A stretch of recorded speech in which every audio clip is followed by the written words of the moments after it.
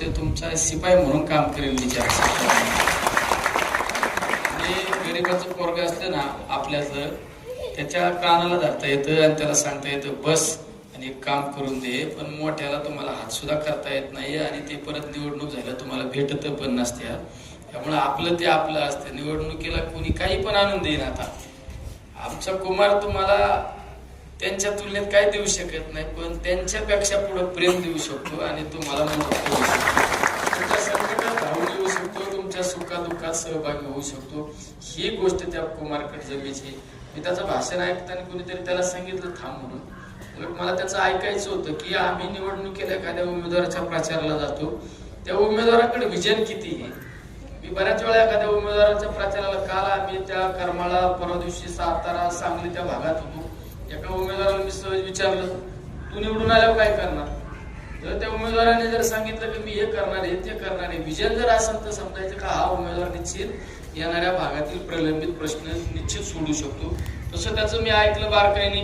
कांद्याच्या प्रश्नाबाबत सांगितलं, बटाट्याच्या कोल्ड स्टोरेजचं काय कोणाच्या डोक्यात सुद्धा नसेल का. या भागाचा बटाटा आपण मार्केटला गेल्यानंतर कधी कमी जास्त भाव मिळतो.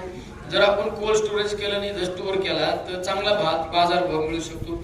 हे समोरच्या एका पण उमेदवाराच्या डोक्यात नसणार, समोरच्या एका पण उमेदवाराच्या डोक्यात नसणार. पण एवढं बारकाईने त्यांनी काय सांगितलं की प्रत्येक ग्रामपंचायत मध्ये माझ्या काही सहकार्याला पाठवणार, शासनाच्या योजना समजून सांगणार, तिथे ऑनलाईन फॉर्म भरून घेणार.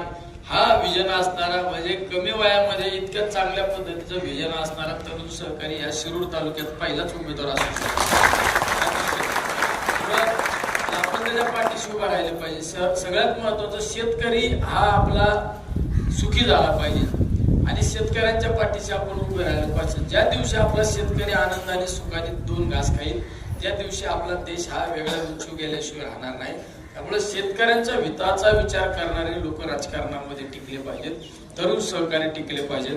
त्यामुळं विजन असणारा एक आमचा, दूरदृष्टी असणारा आमचा एक युवक सहकारी आहे. त्याच्या पाठीशी उभा राहणं तुमच्या आमच्या सर्वांचं कर्तव्य. त्यामुळे ही सुवर्ण संधी पोटाला चिमटा घेऊन बिचारा राजकारण करतो, समाजकार्य करतो. कधी स्वतःच्या प्रतिष्ठेसाठी नाही, तुमच्या सर्वसामान्य लोकांचे अश्रू पुसण्यासाठी राजकारण करणारा आमचा एक सहकारी. राजकारणामध्ये दोन प्रकारचे वर्ग असतात.